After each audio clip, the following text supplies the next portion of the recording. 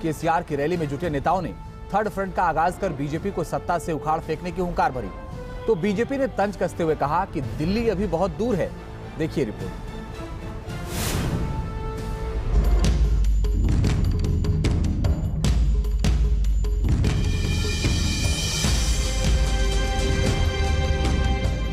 हमारे देश की राजनीति बहुत खराब है, हमारे देश के नेता बहुत खराब हैं। नेताओं को कैसे परेशान किया जाए, उनके खिलाफ क्या साजिश की जाए, ये भारतीय जनता पार्टी की सोची समझी थी रणनीति के तहत काम कर रहे हैं। अखिलेश जी को भारतीय जनता पार्टी सीरियसली लेती ही नहीं है। तेलंगाना में विपक्षी दलों का शक्ति प्रदर्शन।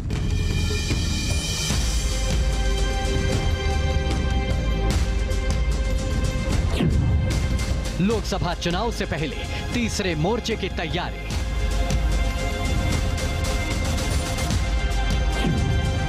बीजेपी को सत्ता से बेदखल करने का संकल्प।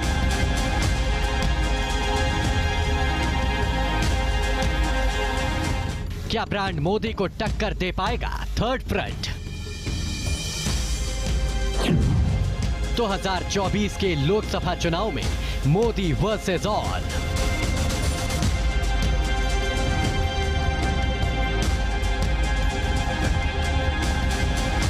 साल 2024 के लोकसभा चुनाव होने में अभी 400 दिन बाकी है।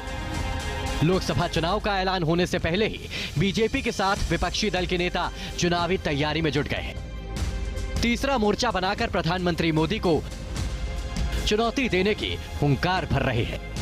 दिल्ली में हुई राष्ट्रीय कार्यकारिणी की बैठक में बीजेपी ने 2024 के लोकसभा चुनाव के साथ 9 राज्यों में होने वाले विधानसभा चुनाव पर रणनीति बनाई। तो तीसरे मोर्चे की तैयारी में जुटे तेलंगाना के सीएम के चंद्रशेखर राव के साथ दिल्ली के सीएम अरविंद केजरीवाल, केरल के सीएम पिनराई विजयन और समाजवादी पार्टी के सुप्रीमो अखिलेश यादव, भगवंत मान, भारतीय कम्युनिस्ट पार्टी के डी राजा एक साथ मंच पर शक्ति प्रदर्शन करते दिखाई दिए। जनसभा से पहले तेलंगाना के सीएम सभी नेताओं के साथ प्रसिद्ध यदाद्री मंदिर लेकर गए, जहां सभी ने भगवान लक्ष्मी नरसिम्हा स्वामी के मंदिर में पूजा कर आशीर्वाद मांगा।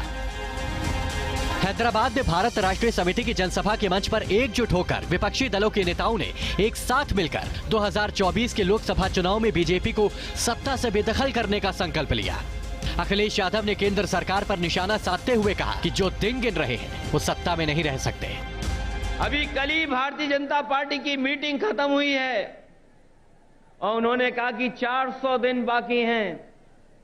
हमें तो लगता था कि ये सरकार तो वो है जो दावा करती थी कि हटेगी नहीं, अब तो वो स्वयं स्वीकार कर रही है कि अब 400 दिन हैं। जो सरकार अपने दिन गिनने लगे,